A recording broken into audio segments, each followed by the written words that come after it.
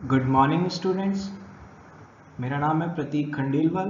मैं government polytechnic college Bharatpur में mechanical department में एज ए लेक्चरर वर्क कर रहा हूँ।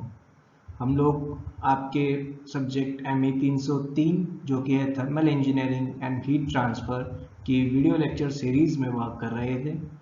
इसके अंदर हम स्टीम टरबाइन चैप्टर पर थे। आपसे पहले मैंने आपको सारा theory part like impulse turbine क्या होता है, रिएक्शन टरबाइन क्या होता है, कंपाउंडिंग कैसे करते हैं, इन सब बातों का स्टार्ट किया। अब जो हमारा टॉपिक स्टार्ट होगा वो थोड़ा न्यूमेरिकल टाइप है। बेसिकली जो सबसे मेन टॉपिक है हमारे इस कोर्स का, और इसके अंदर हम लोग देखेंगे कि वेलोसिटी ट्रायंगल क्या होता है, कैसे बनता है, क्या क्या इसके कंपोनेंट्स होते हैं, कैसे कैसे इनको डिफाइन करते हैं।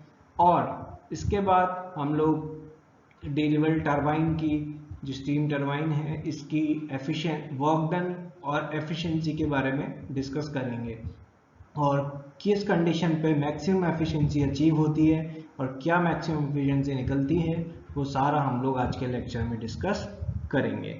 स्टार्ट करते हैं स्टूडेंट्स। सबसे पहले velocity triangle for D level turbine. D level एक सिंपल इंपल्स टरबाइन का एक एग्जांपल है। तो देखिए, वेलोसिटी ट्रायंगल जो होता है वो कुछ नहीं है, जो डिफरेंट वेलोसिटीज हैं स्टीम की, उस ब्लेड पे जैसे वो आ रही है इनलेट पे और एग्जिट पे जा रही है, उसका ही एक ट्रायंगल हम यहाँ पे कंस्ट्रक्ट करते हैं। तो देखिए, ये जो है ये हमारी एक ब्लेड है, ठीक है। इस ब्लेड की वेलोसिटी जो है वो u वेलोसिटी से ये फॉरवर्ड मूव कर रही है, ये हम लोगों ने माना है। जो स्टीम है वो क्या कर रही है, v1 वेलोसिटी से इस ब्लेड पे इनलेट आ रही है, ठीक है, एंड Vr2 जो कि रिलेटिव वेलोसिटी है उससे वो यहाँ पे निकल रही है, या फिर हम बोले एब्सोल्यूट वेलोसिटी v2 से यहाँ पे एग्जिट पे निकल रही है। तो अब ये ट्राइंगल में और क्या कंपोनेंट है, देखिए। अब ये जो स्टीम वेलोसिटी आ रही थी वो α1 एंगल पे आ रही थी, कहाँ से, ब्लेड इससे, शाफ्ट की डायरेक्शन मान ले हम, या रोटर की वो एक्सेस मान ले उससे। ये α1 जो एंगल है वो हम बोलते हैं नोजल एंगल। ये सारा का सारा मैंने आपको नीचे इसमें बता भी रखा है, चाहे हम नीचे से भी देख लेंगे। देखिए, v1 जो होती है और absolute velocity of steam eight nozzle exit, या तो नोजल एग्जिट पे बात करें या फिर ब्लेड के इनलेट पे बात करें, मूविंग ब्लेड के इनलेट पे, तो ये है v1 एब्सोल्यूट वेलोसिटी। इसी तरह से v2 की बात करें, absolute velocity of steam at the exit of the moving blade, ये आउटलेट पे या एग्जिट पे बोल सकते हैं। उसकी मूविंग ब्लेड की जो एब्सोल्यूट वेलोसिटी होगी वो होगी v2। उसके बाद बात करेंगे एंगल α1 की। Nozzle angle at the inlet to the moving blade, inlet velocity triangle में जो v1 वेलोसिटी जिस एंगल से एक्सेस से बनाएगी उसे α1 एंगल बोलेंगे, नोजल एंगल इसे हम बोलेंगे। और जो α2 एंगल है वो है कि जो एब्सोल्यूट वेलोसिटी जो एग्जिट पे जो बनाएगी एंगल हमारा एक्सेस से, उसको बोलेंगे हम लोग nozzle angle at the outlet of the moving blade. इसके बाद हम बात करेंगे Vr1 Vr2। देखिए, अब ये सारे जो हैं ये कंपोनेंट्स हैं। तो अब हम बात करते हैं कि v1 के कंपोनेंट्स कैसे कैसे हैं। देखिए, v1 और v2 ये जो एब्सोल्यूट वेलोसिटीज हैं इसके रिलेटिव कंपोनेंट हैं ये Vr1 और Vr2, ये क्या है, रिलेटिव वेलोसिटीज हैं। रिलेटिव वेलोसिटी का क्या मतलब है, हम लोग सब बेसिक फिजिक्स पढ़कर आए हैं, हम सब जानते हैं रिलेटिव वेलोसिटी क्या होती है। एक फ्रेम को अगर हम लोग स्टेशनरी कर दें तो उस पे रेस्पेक्ट में जब दूसरे फ्रेम की वेलोसिटी हमें मिलेगी वो मिलती है हमें रिलेटिव वेलोसिटी। तो यहाँ पर रिलेटिव वेलोसिटी का क्या मतलब है कि अगर यहाँ पे मैं ब्लेड को स्टेशनरी कर दूं या फिर ब्लेड पर मैं खुद बैठकर देखूं कि क्या वेलोसिटी से स्टीम मुझे आती दिखाई दे रही है, तो वो वेलोसिटी होगी रिलेटिव वेलोसिटी, जो कैसे निकलेगी कि एक्चुअल वेलोसिटी जो v1 से आ रही थी उसमें से हम माइनस कर देंगे क्या, जो ब्लेड की वेलोसिटी है, क्योंकि ब्लेड पे मैं खुद बैठ गया हूं, उसे मैंने स्टेशनरी कंसीडर कर लिया है, तो मेरी वेलोसिटी उसमें से माइनस होके वो मिलेगी मुझे Vr1, और इसी तरह से वो मिलेगी Vr2 एट आउटलेट पे। तो ये थी रिलेटिव वेलोसिटीज। अब इसके बाद बात करते हैं हम लोग कि क्या है ये और एंगल्स, जैसे कि है बीटा 1 एंगल और बीटा 2 एंगल। ये है हमारे ब्लेड एंगल्स।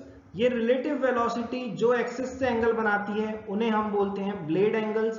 तो बीटा 1 जो होगा वो इनलेट पे होगा, बीटा 2 जो होगा वो आउटलेट पे होगा।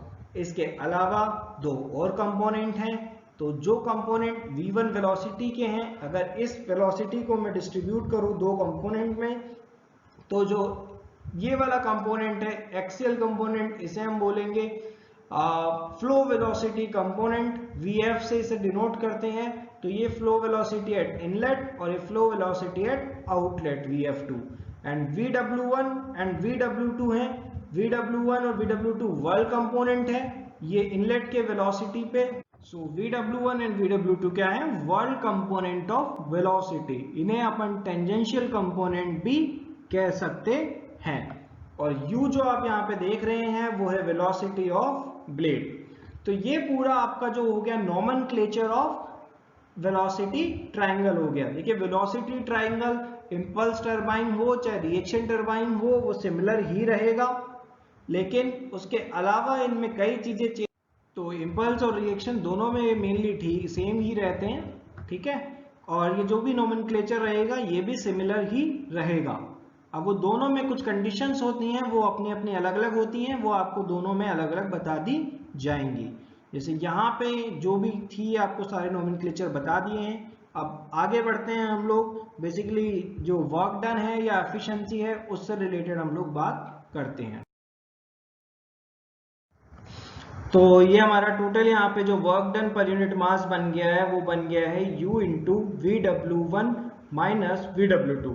अब देखिए एक चीज यहाँ पे है कि VW2 जो है वो हमारा अपोजिट डायरेक्शन में है, ये आप वेलोसिटी ट्रायंगल से देख सकते हैं। तो यहाँ पे जो VW2 है हम साइन के हिसाब से माइनस रखेंगे, तो जो हमारा वर्क डन यहाँ पे बन जाएगा U into VW1 plus GW2। ये फाइनल वर्क डन हमें मिलेगा।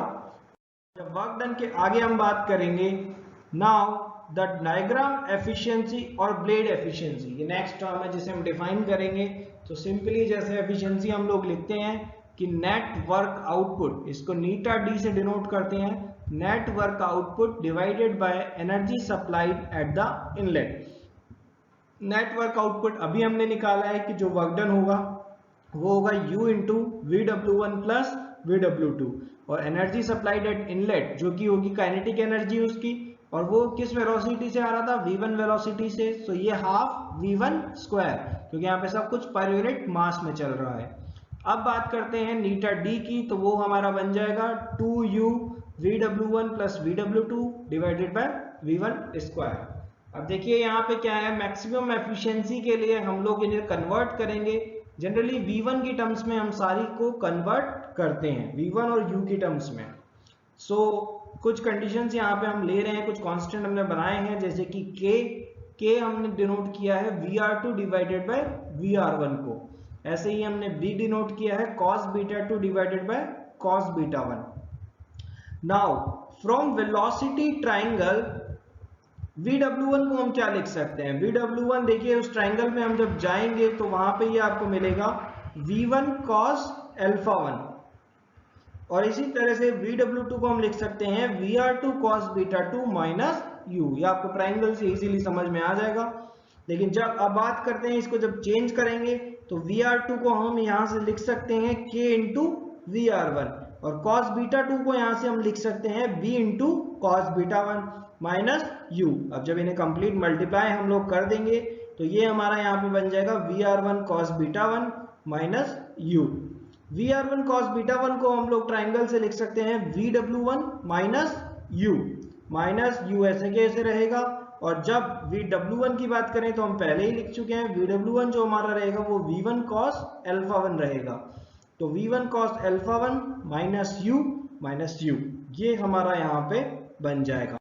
अगली स्टेप पे बात करें कि एक्सप्रेशन जो Vw1 और Vw2 के हमने निकाल लिए हैं उनको हम लोग रख रहे हैं एफिशिएंसी वाले एक्सप्रेशन पे। तो हमें मिलेगा नीटा D 2u upon v1 square v1 cos α1 plus kb v1 cos α1 minus u, ये ब्रैकेट के अंदर माइनस और u।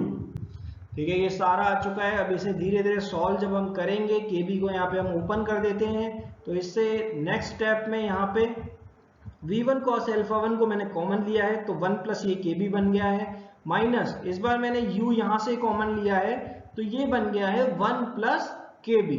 अब इस पूरे टर्म में अगर हम देखें तो 1 प्लस KB कॉमन आ गया है, तो इसे हम बाहर निकाल लेते हैं 1 प्लस KB को। ये बन जाएगा हमारा 2U upon V1 square, bracket में V1 cos alpha 1 minus U। अब इसे जब मल्टीप्लाई करेंगे आप पूरा, तो ये टर्म ऐसे बन जाएगा। ये हमारा एक्सप्रेशन आ चुका है डायग्राम एफिशिएंसी या ब्लेड एफिशिएंसी का। अब हम बात कर रहे थे, जिस टर्म में हम लाना चाह रहे थे वो आ चुका है, चाहे इसमें एक और हम चेंजेस कर सकते हैं। हम क्या है कि U अपॉन V1 का जो रेशियो है, इसे हम रो एज्यूम करते हैं, जिसे हम ब्लेड स्पीड रेशियो भी कहते हैं। और रो की टर्म्स में जब इसे हम करेंगे तो हमारे पास एक्सप्रेशन बनेगा 2 रो cos अल्फा 1 माइनस 2 रो स्क्वायर 1 प्लस KB। अब कोई भी चीज का, अब हमें चाहिए मैक्सिमम एफिशिएंसी, तो हम उसकी कंडीशन निकालेंगे। कोई भी मैक्सिमम एफिशिएंसी की अगर हम लोग बात करते हैं, तो हम देखते हैं कि उस एफिशिएंसी का जो टर्म है वो किस पे डिपेंड कर रहा है, किसके अकॉर्डिंग वो वेरी कर रहा है। तो हम यहाँ देख सकते हैं कि देखिए K हमारा जो है वो कांस्टेंट है, B हमारा कांस्टेंट है, हमारा केवल ये जो टर्म है अल्फा 1 भी हमारा कांस्टेंट है, केवल रो पे ये टर्म डिपेंड कर रहा है। तो अगर हम इसको रो के रेस्पेक्ट में डिफरेंशिएट करके अगर जीरो के इक्वेट करते हैं, तो हमें मैक्सिमा या मिनिमा की कंडीशन मिलेगी। तो वही चीज हमने करी, हमने एफिशिएंसी के जो एक्सप्रेशन है उसको रो के रेस्पेक्ट में डिफरेंशिएट किया, तो हमें ये मिला। जब इसे हम जीरो के इक्वल पुट करेंगे नेक्स्ट स्लाइड, तो हमें जब मिलेगा रो की वैल्यू हमें मिलेगी cos अल्फा 1 बाय 2। ये हमारी मैक्सिमम एफिशिएंसी के लिए रो की वैल्यू मिली है।